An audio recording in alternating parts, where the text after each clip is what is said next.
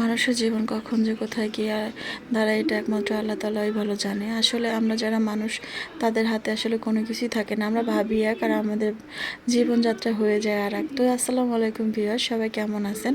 আশা করি সবাই ভালো আছেন। আমিও আপনাদের দোয়া এবং ভালোবাসাতে ভালো আছি।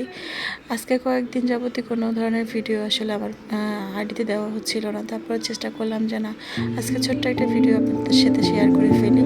তো এখানে আমি আর আমার মেয়ে বসে কিছুটা টাইম স্পেন্ড করছিলাম আর মনে মনে চিন্তা করছিলাম মেয়েটা আমার দেখতে দেখতে কত বড় হয়ে যাচ্ছে, কত ছোট্ট ছিল আর কতটা সময় আমার সাথে কাটিয়েছে। এখন হয়তো অনেকটা দূরত্ব চলে আসছে আর সামনে আসলে পরীক্ষা চলে আসছে। মেয়েটা খুবই পড়াশোনা নিয়ে ব্যস্ত, কারণ অনেকটা দিন আসলে গ্যাপ চলে গেছিলো। অনেক দিন আসলে ওভাবে পড়াশোনা রানিং করতে পারে নাই।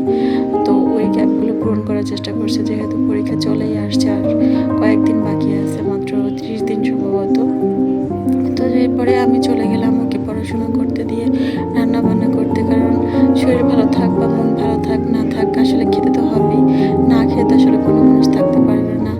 আর যেহেতু আমরা মানুষ, চাই কিছু হয়ে যাক না কেন, খাওয়াটা পৃথিবী সবার আগে। আর আপনারা হয়তো বা ইতিপূর্বে দেখে আপনারা বুঝতে পারছেন যে আসলে আমি খেতে ভীষণ আকারেই পছন্দ করি। তো যাই হোক, তো খাবার কথা নাই বলি, কারণ খাবারগুলো যায় এটা বললে হয়তো আপনারা মনে ভাববেন না জানি কত খায়।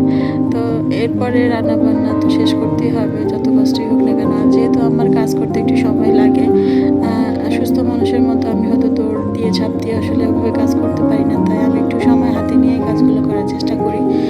আর আমার মেয়ে কিন্তু আমার অনেক কাজেই হেল্প করে। আসলে একজন প্রতিবন্ধী মায়ের বাচ্চা হলে যা হয় আর কি, ও অধিকাংশ কাজেই কিন্তু আমাকে হেল্প করে, যার কারণে ও আমার কাছে কোনো কিছু বায়না করলে আমি না বলতে পারি না। অধিকাংশ কাজে বললে ভুল হবে, সকাল থেকে রাত অবধি পর্যন্ত আমার একটার পর একটা হুকুম থাকে আর সেই হুকুমগুলো আসলে আমার মেয়েকেই পালন করতে হয়।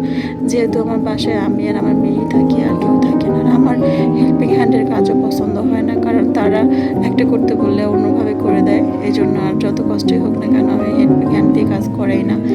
ছিল একটা, ওটাকে বাদ দিয়ে দিয়েছি। তো যেহেতু আমার মেয়ে আমার কাজে হেল্প করে দেয়, অতএব সেই ক্ষেত্রে থেকে দেখা যায় কি, ও কোনো কিছু বায়না করলে আমি সেই বায়নাগুলো আসলে অপূর্ণ রাখতে পারি না।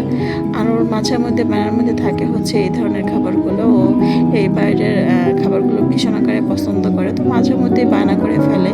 আর আমিও ওগুলো আসলে ডিনাই করতে পারি না, যেহেতু একাই থাকে বাসায়।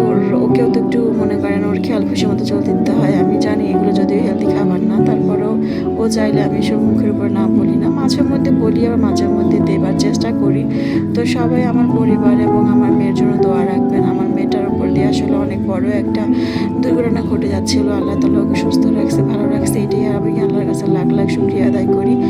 আর আপনারা কে কোথা থেকে ভিডিও দেখছেন, যদি আমার ভিডিও কোনো অংশ আপনাদের কাছে ভালো লেগে থাকে তাহলে অবশ্যই আমাকে লাইক করবেন, কমেন্ট করবেন আর আমাকে সাপোর্ট করবেন, কারণ আমি জানি আপনারা আমার ভিডিওগুলো খুব ভালোবাসেন। আর ভালোবাসেন বলেই হয়তো বা আমার এত ফলোয়ার ইতিপূর্বে হয়ে গেছে। আমি কিন্তু খুব বেশি যে সময় দিই এটা না, অল্প কিছু সময় দিই, তারপরেও দেবার চেষ্টা করি আপনাদের সাথে। আপনারা দোয়া রাখবেন, ভালো থাকবেন। আসসালামু আলাইকুম।